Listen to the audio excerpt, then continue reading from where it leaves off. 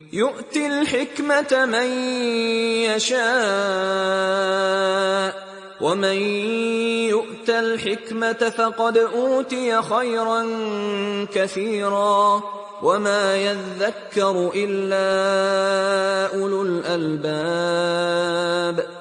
اعوذ باللہ من الشیطان الرجیم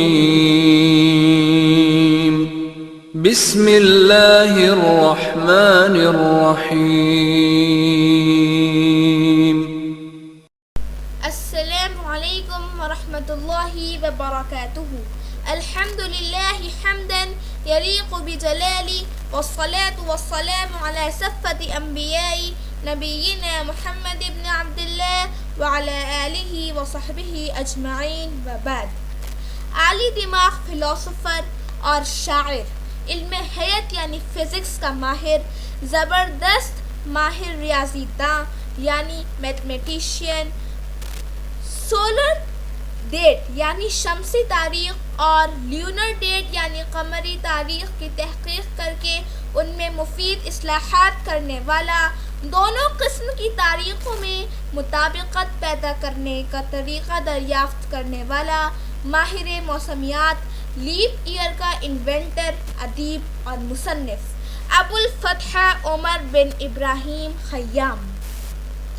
ابو الفتح عمر بن ابراہیم خیام نیشاپور ایران میں 1039 عیسوی میں پیدا ہوئے.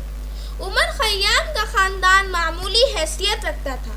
ان کے والد ابراہیم ایک خیمہ دوست تھے اور خیام کے نام سے مشہور تھے. خیام کے معنی ہے خیمہ بنانے اور سینے والا. یہ لفظ عمر کے نام کے ساتھ بھی مشہور ہو گیا.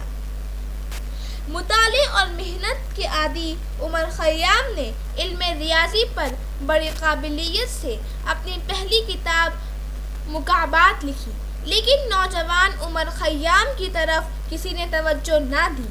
ارباب اقتدار اور روسائے وطن کی اس ناقدری کے باعث 1066 عیسوی میں انہوں نے ترکستان کے دارالسلطنت یعنی کیپٹل سمرقند کا رخ کیا، جہاں کے ذی علم رئیس شہر ابو طاہر نے اس جوہر نایاب کی پذیرائی کی. وہ صاحب علم و فضل تھا اور علمی شغف رکھتا تھا.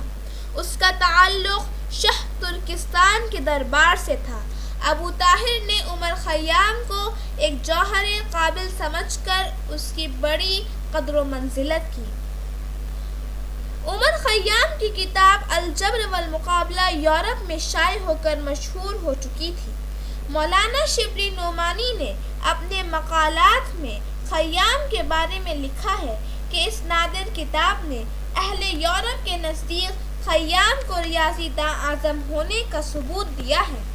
عمر خیام کا قابل قدر کارنامہ الجبرا میں بائنومیل تھیورم کی ایجاد کا اصول ہے. اس مسئلے کو سب سے پہلے عمر خیام نے دریافت کیا. عمر خیام کے اس الجبرے کا 1851 میں پیرس میں وویپوک نے فرانسیسی زبان میں ترجمہ کیا. کتاب الجبر والمقابلہ علم ریاضی میں الجبرا کے موضوع پر چوتھی یا پانچویں کتاب ہے. اس موضوع پر سب سے پہلی تصنیف 250 برس پہلے محمد بن موسیٰ خوارزمی کی دنیا کے سامنے آ چکی تھی.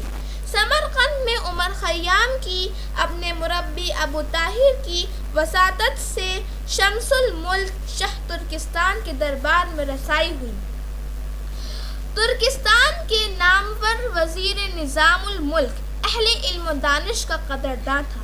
شاہ ترکستان اور شاہ ایران میں دوستانہ روابط اور قرابت کا دوہرا رشتہ بھی قائم تھا. 10 سال سمرقند میں گزار کر عمر خیام اپنے وطن نیشاپور لوٹے، جہاں سے ان کو بے پناہ محبت تھی. عمر خیام کو علم طب میں بھی کمانڈ حاصل تھی اور ملک شاہ کے دربار میں ان کا تعارف بحیثیت طبیب یعنی ڈاکٹر ہوا. ملک شاہ کے بیٹے کو چکن پاکس کا مرض لاحق ہوا. شاہی طبیبوں کے علاج سے فائدہ نہ ہوا، جس سے ملک شاہ کو بہت تشویش ہوئی. ایسے میں عمر خیام کو طلب کیا گیا۔ شہزادے کو اللہ نے شفا دی اور عمر خیام شاہی طبیب کے عہدے پر فائز ہو گئے۔ ان کی شہرت میتھمیٹکس، فزکس اور فلسفی وغیرہ میں بام عروج پر تھی۔ بحیثیت طبیب وہ بے انتہا مقبول ہوئے۔ ملک شاہ کا شمار ملک گیری و ملک داری میں نہ صرف سلجوقی سلاطین بلکہ دنیا کے ممتاز ترین حکمرانوں میں ہوتا ہے۔ مؤرخین لکھتے ہیں کہ وہ اپنی سیرت کے لحاظ سے دنیا کے بہترین سلاطین میں تھا، علم و فن کی سرپرستی کرتا تھا اور عالموں کی قدر و منزلت کرتا تھا۔ عالی دماغ حوصلہ مند عمر خیام کو اپنی صلاحیتوں سے کام لینے کا موقع ملا۔ علم حیات کے ماہرین کے اہم فرائض میں اجرام فلکی کا مشاہدہ کرنا، دن اور رات، طلوع اور غروب، شمسی سال، قمری سال اور موسم کی تحقیق کرنا شامل ہے۔ خیام نے آبزرویٹری میں جو مشاہدات کیے اور اپنی تحقیقات سے جو نئی نئی باتیں دریافت کی، ان میں سب سے زیادہ اہم اور مشکل کام شمسی اور قمری سال کی پیمائش کرنا اور ان میں باہم مطابقت پیدا کرنا تھا۔ شمسی سال سے مراد وہ پوری مدت اور وقت ہے جس میں زمین سورج کے گرد ایک پورا چکر کاٹ لیتی ہے۔ قدیم ترین زمانے کے یونانی حکماء سال کے پورے 365 دن کا مانتے تھے اور اسی سے مہینوں اور دنوں کا حساب لگاتے تھے۔ مسلم دور میں جب علوم و فنون کا ہر طرف چرچا ہونے لگا اور مسلم حکماء نے ہر موضوع پر کام شروع کر دیا تو ہمہ قسم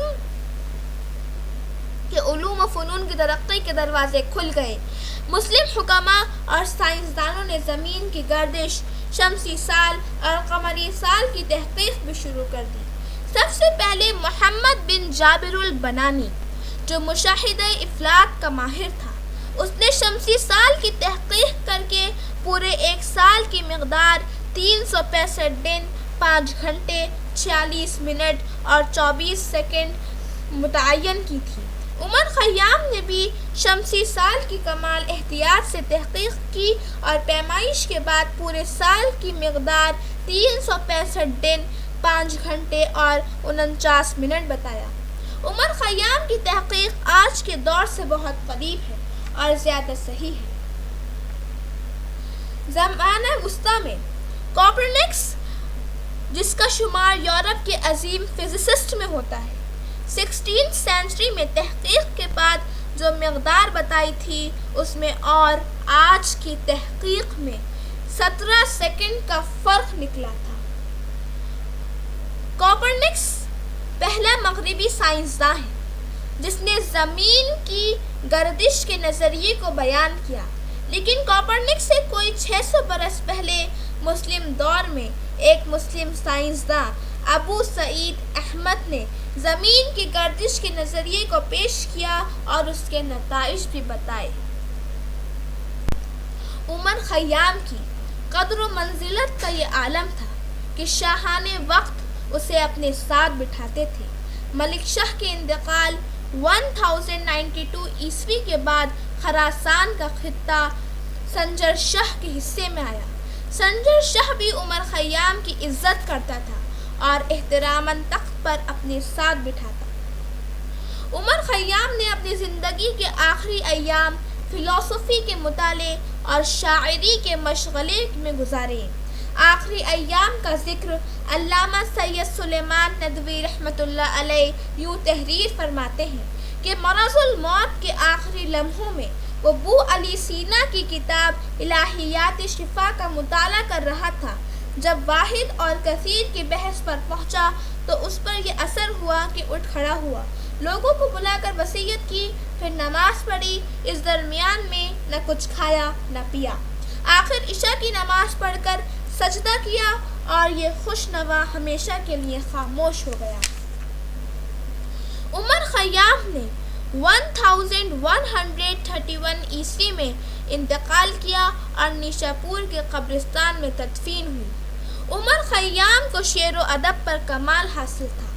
مولانا شبلی نعمانی لکھتے ہیں کہ خیام کی رباعیاں اگرچہ سینکڑوں ہزاروں ہیں، لیکن سب کا قدر مشترک صرف چند مضامین ہیں جو دنیا کی بے ثباتی، خوشدلی کی ترغیب، مسئلہ جبر، توبہ و استغفار، ان میں ایک ایک مضمون کو وہ بار بار ادا کرتا ہے، لیکن ہر دفعہ اس طرح بدل کر کہ یہ معلوم ہوتا ہے کہ یہ کوئی نئی چیز ہے۔ سید سلیمان ندوی بیان کرتے ہیں کہ شیخ عبدالحق محدث دہلوی کے سامنے خیام کی رباعی پڑھی جاتی تو وہ رو پڑتے۔ دو جرمن دانشوروں نے جن کا نام جیکب اور وائڈمن نے عمر خیام کے سائنسی کارناموں اور اصلاحات پر ایک مقالہ لکھا جو 1912 عیسوی میں جرمنی زبان کے رسالہ اسلام کی جلد سوم میں 20 صفحات پر مشتمل تھا۔ عمر خیام مشرق سے زیادہ مغرب میں مقبول ہوئے۔ خیام کی رباعیات کا جرمن، فرانسیسی اور روسی زبانوں میں بھی ترجمہ ہوا، لیکن اس کی ذات سے بے سروپا کہانیاں اور داستانیں اور دوسرے شاعروں کے کلام بھی منسوب ہوئے جو اس عظیم مفکر، فلاسفر، حکیم اور عالم دین کے مزاج کے خلاف ہے۔ مقال مولانا شبلی نعمانی رحمۃ اللہ علیہ خیام کو آج زمانہ شاعر کی حیثیت سے جانتا ہے، لیکن وہ فلسفے میں حکیم بو علی سینا کا ہمسفر اور مذہبی علوم اور فن، ادب و تاریخ میں امام فن تھا۔ جزاکم اللہ خیرا کثیرا۔ السلام علیکم ورحمۃ اللہ وبرکاتہ۔